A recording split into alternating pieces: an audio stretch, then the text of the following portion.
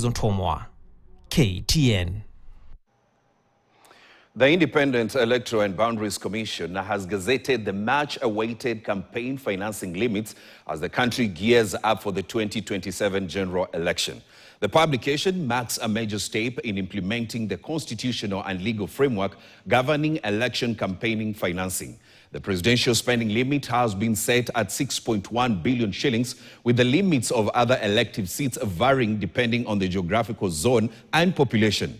And as Ian Keitani reports, the electoral body has pledged impartial and effective implementation and enforcement of the campaigning financing framework.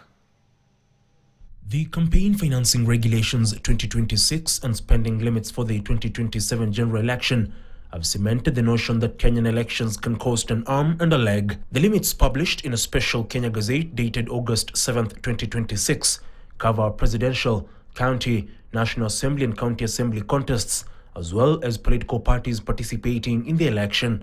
According to the Gazette notice, IEBC has set the spending limit for presidential campaign at 6.1 billion, 1.7 billion more than the earlier drafted 4.4 billion. Na wewe ukitaka kuwa president katika Kenya hii, mimi ndio naweza kusaidia wewe kuraise hata 1 billion kwa dakika moja.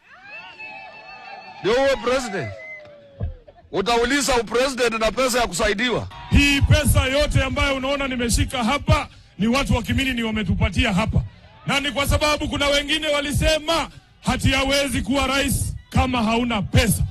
Sisi tunawaambia hata kama hauna pesa na una wananchi, unaweza kuwa rais wa nchi hii. Amid calls for the formation of pre-election coalitions, political parties can spend up to 24 billion shillings. Additionally, those angling to be governors, senators, and women representatives are expected to part with between 28 and 181 million in their campaigns. Among the counties with the highest spending limits are Nairobi at 181 million, Turkana 142 million, Marsabit 127 million, Wajir 120 million, and Kiambu capped at 110 million.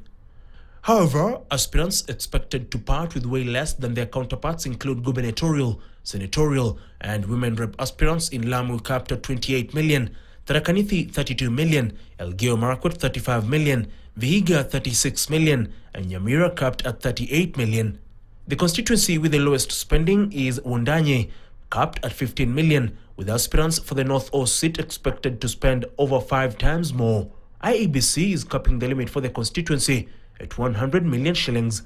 According to the commission, the limits were established using a formula that takes into account population and geographical area, with population carrying a 70% weight and land area 30%. The electoral body also imposed restrictions on campaign contributions, providing that a single source cannot contribute more than 20% of the total contributions allowed under the respective categories. The statement by IEBC reads in part, and I quote, "The Commission remains committed to the impartial and effective implementation and enforcement of the campaign financing framework. The framework is now in place. All regulated persons are required to take immediate steps to ensure full and timely compliance." Ian Keitani, KTN, Nairobi.